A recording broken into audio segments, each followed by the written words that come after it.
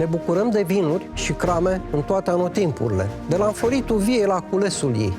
De aceea te invit să mergem din nou acasă la vin, să devenim turiști, enoturiști, să descoperim cum se transformă via în vin, cine sunt oamenii care fac posibil această transformare și mai ales să ne bucurăm de rezultate.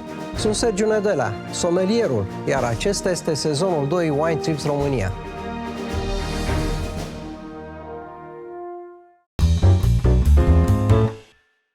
O nouă zi superbă, o nouă zi de mers la vie și astăzi nu o să merg singur la vie pentru că am un invitat drag mie.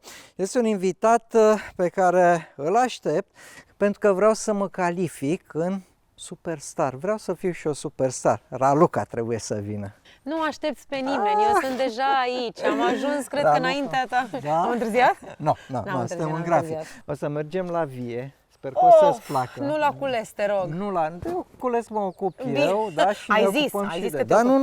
nu, sunt responsabil, nu pot să fac. Perfect. Mai ales că vreau să intru și eu în preselecțiile astea, ce faceți voi? Să Da, fiu un vezi fel că de star trebuie de să vie, văd așa. exact, da, trebuie să văd exact cum muncești acolo și dacă e ce trebuie, eu pun o vorbă la colegii mei să se treacă și pe tine. Mamă, de-abia aștept. Nu se poate, nu pot să pun nicio vorbă, stai liniștit, pentru că dacă ei nu vor, n-am ce să fac. Da. Atunci poate îi convingem, altfel le aducem o sticluță. În schimb, dacă le ducem o sticlă bună de vin de la această vie, s-ar putea să fie drăguț cu noi, nu o să treci oricum. Hai să mergem atunci la Luca. Te rog. Mulțumesc!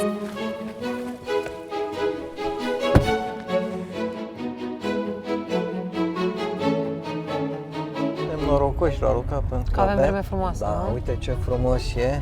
Însă ce Adevărul e că totul arată mai frumos.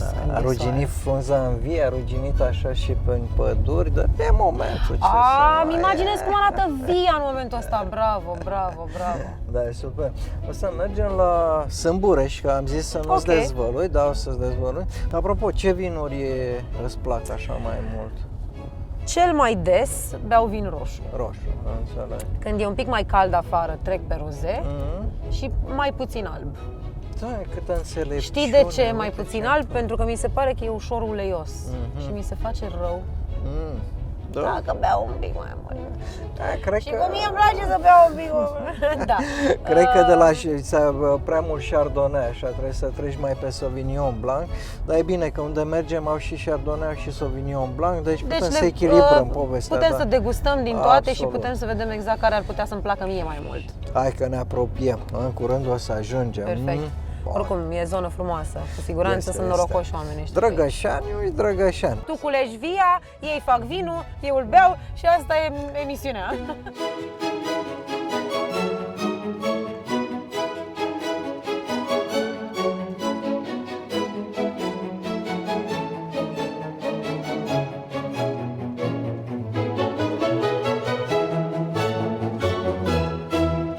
Raluca, am ajuns. Iau. Domnilor, bine v-am găsit. Bună ziua! Dați-mi voie să vă prezint pe Raluca. Raluca îmi pare bine. Stefano Valvis, proprietarul. Raluca îmi pare bine. Domnul Maia, care este directorul executiv al acestei mari companii, nu? Da. Ce ești, Raluca, unde ne-a adus Wine Trips România aici, la vie. Și dacă toți suntem la vie, uite, o să îl întreb pe Stefanos, care e povestea voastră până la urmă? Cum ați început aici? Deci povestea este următoarea. E lichidă?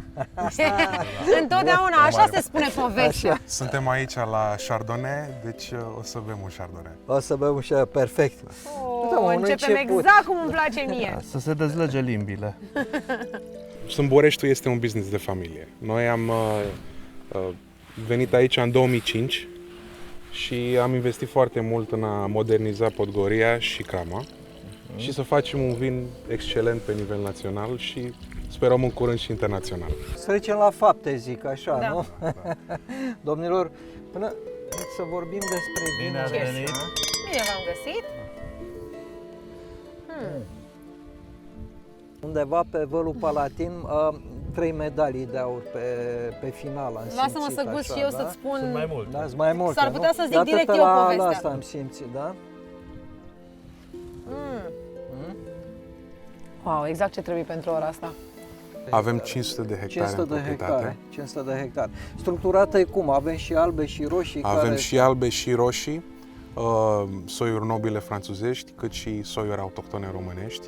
Aș vrea să precizez că Sâmbureștiul e faimos de sute de ani, aș zice, de-abia din 1623 se produce vinul aici. Deci a trecut ceva. Și în ultimul secol a fost foarte faimos pentru Cabernet Sauvignon, care se produce aici. Vreau să fac o precizare pentru că avem în mână acest fantastic Chardonnay. Domnul Valvis a fost un clar văzător în vremea dinainte a comuniștilor, să zicem așa. În România, Chardonnay-ul era cunoscut mai degrabă ca un vin dulce. Așa e, Se noi ne făcea- aducem aminte cum era. Era demi-dulce și a pariat pe acest Chardonnay sec și a prins foarte bine. Ziua e superbă. Cred că o să mai facem așa noi vreo 2-3 popați, dar am înțeles că e greu cu resursa umană și noi am venit să vă ajutăm și la culesul viei. Mai e ceva de Ai cules? venit tu să ajuți la cules. Ok, am venit eu să Ok. ajut. Bine, întotdeauna trebuie cine Eu am să muncește, stau. are nevoie de un supervisor și de asta m-am Exact. dus Și de o vorbă opera. bună. Da, Exact, și am să stau cu paharul de vin pentru că îmi place că a fost aleasă această treabă să fie sec. Chiar e minunat, este preferatul meu și mă bucur foarte tare că a ales acest. Raluca mi-a dezvăluit, îi plac vinurile seci. Mi-a spus mie așa pe drum, veneam din București și mi-a mai Mi-am dat spus așa câteva câte- lucruri, dar i-am mai dat câteva ponturi. Arătați-ne ce puteți. Ziua frumoasă, struguri mai sunt. Chiar mai sunt, nu? Mai Are ce sunt, să păi de culeagă. asta zic că Păi nu, e, voiam da? să fiu sigură că te pun la treabă așa cum trebuie. Să mergem atunci. mergem. Hai.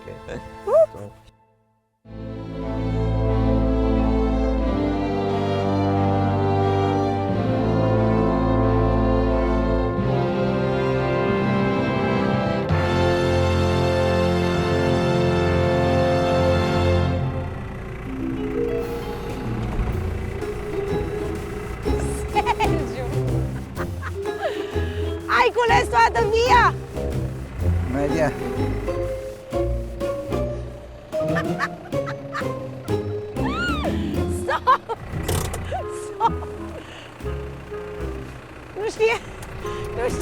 Nu știm să-l oprim, bine că nu știu să-l pornim. Sergiu, vreau să știu dacă ai cules toată via. Toată via, toată Vreau am să-ți luat văd asta. palmele. Palmele? Eu doar am Nu condus palmele tale. tractorul. Vreau să murc pe ăsta. Hai sus. Așa. A? Na, Top of să the nu zici world. că n-am stat și eu pe tractor. Ai văzut că struguri am în benă? Și cu ăștia ce facem? Îi ducem la cramă, Da? îi descarcă acolo și intră în procesul de fabricație și o să vezi că ajungem și la baricuri în curând să degustăm vinul. Cum te simți pe Ne plimbăm un pic tractorașul așa? meu? Nu cred. De ce? Nu știu dacă nu. Nu-ți place aventura deloc. Da. A? Hai să ne plimbăm un O pic. facem? Ce faci? Le cer voie Hai lor să dacă ți-am zis vedem. eu că ai voie. Hai să vedem.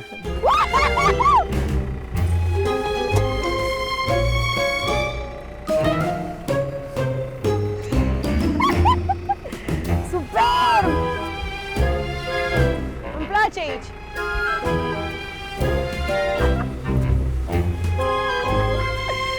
Bravo, Sergiu!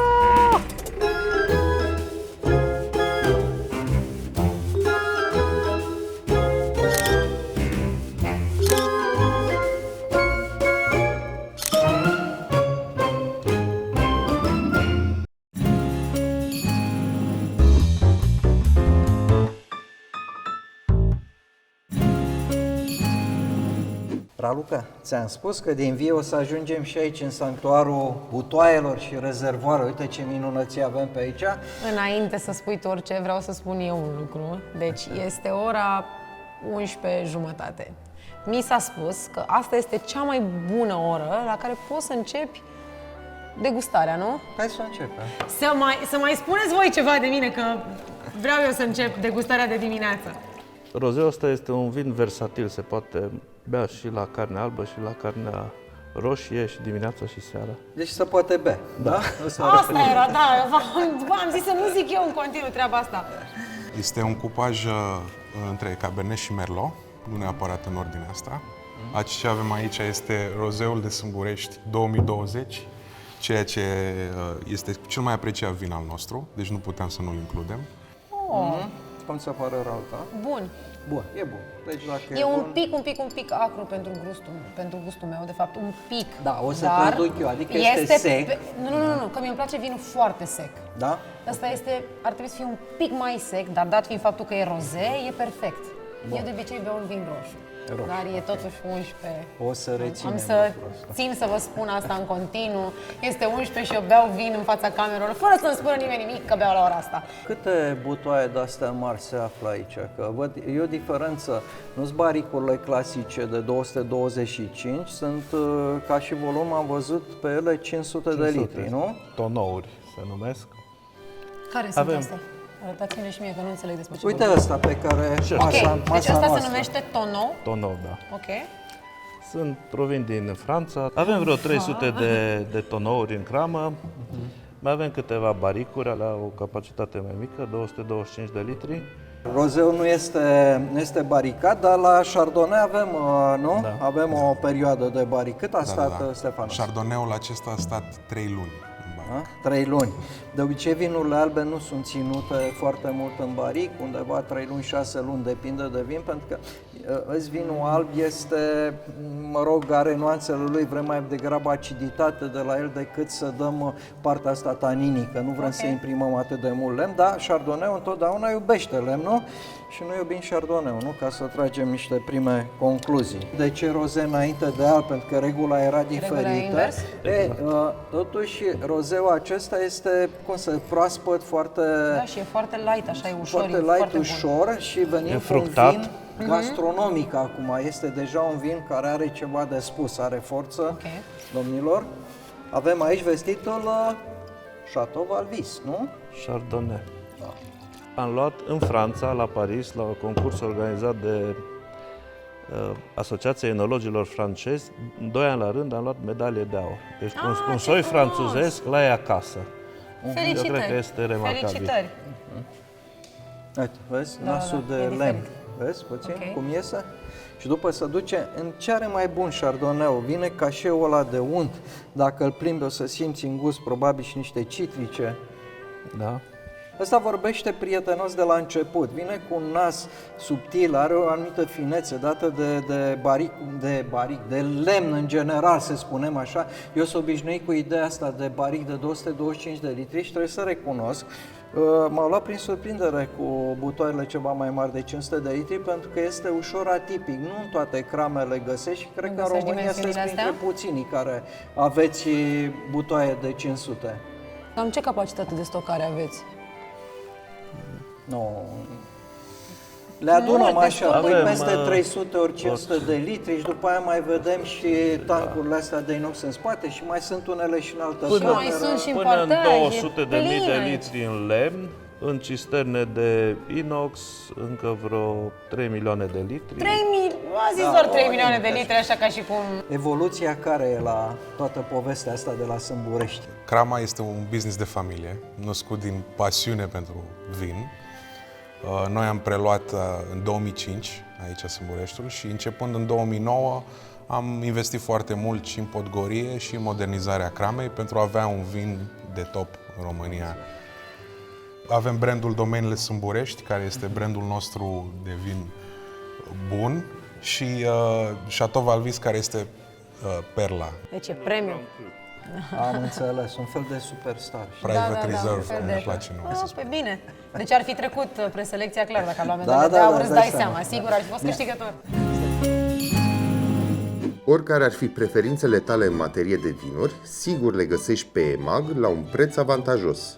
În plus, le primești rapid acasă sau la EasyBox. Caută-le și alege ce îți place. Mai am un vin bun să folosesc aceeași poveste, anume Sâmburelul de Olt, nu? Să nu uităm și de ea. Nu uităm nici de sâmburele E de alb. acolo, e ăla care place românului mult, știi ce bun e. Prin zonă s-a cultivat vița de vie de mult tare. Ar fi niște mențiuni, că un anume logofăta lui Mihai Viteazu ar fi deținut aici un domeniu pe care avea vie, dar ce știm sigur este că Vintilă Brătianu a adus Podgoria Sâmburești în noua era vinului după filoxera, după toată povestea, nebunia aceea. El a adus aici un francez, un enolog francez vestit, Auguste Joseph Ville. exact, da, care inițial a fost adus de Guvernul României ca să salveze, să învețe pe români cum să facă... Era atunci cu reconversia care pe... Da, da, exact. da. Și apoi Vintilă Brătianu, fiind un om politic important și influent, l-a adus la Sâmburești. În 1926, Sâmburești a luat la Expoziția Mondială de la Paris o medalie de aur, sau marea medalie de aur, care este un lucru remarcabil. De atunci am început noi să adunăm medalii. Am înțeles. Deci s-a cam scris istorie aici. S-a scris istorie, da, și e bine, uite, de asta zicem, să ne trăiască vitejii, logofeții, paharnicii și, bineînțeles, Investitorul care a adus-o la... Investitorul care l-a adus aici. Raluca, poți să iei paharul? Eu le iau pe ăsta. Ok, să mergem atunci. Hai, let's go. Am luat și dopurile, hai, le iau cu mine.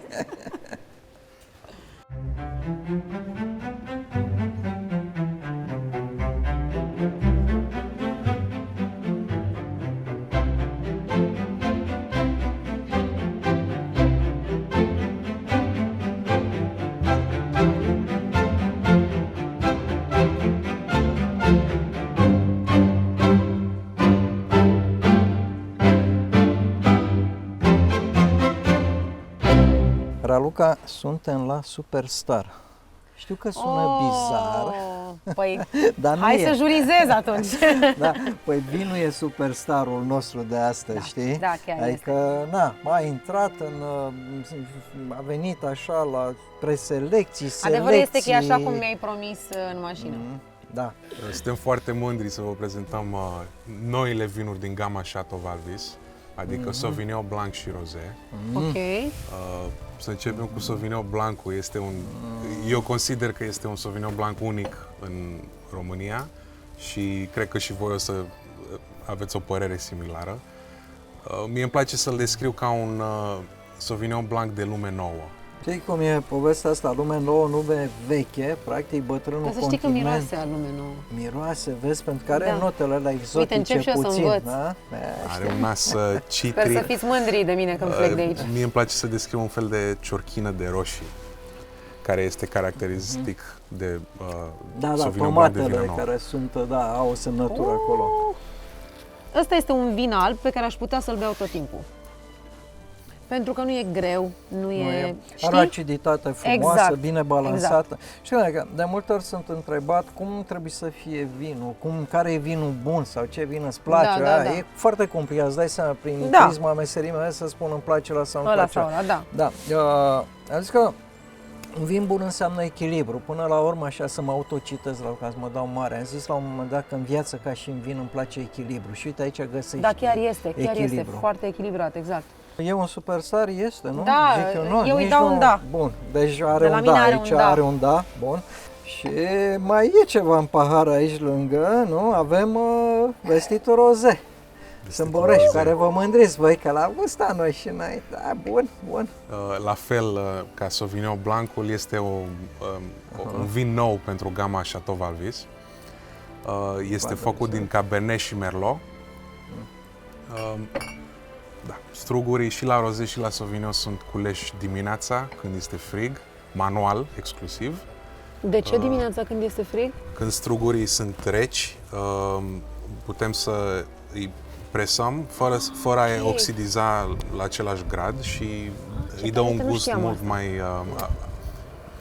o aromă mult mai puternică. Mai intens, așa, nu? Practic, Ce știi cum frumos. e, din vie până când ajunge în cramă, e totuși un parcurs, mai lung sau mai scurt. Și atunci Deci asta trebuie cu să ai cine o se trezește temperatură. dimineața...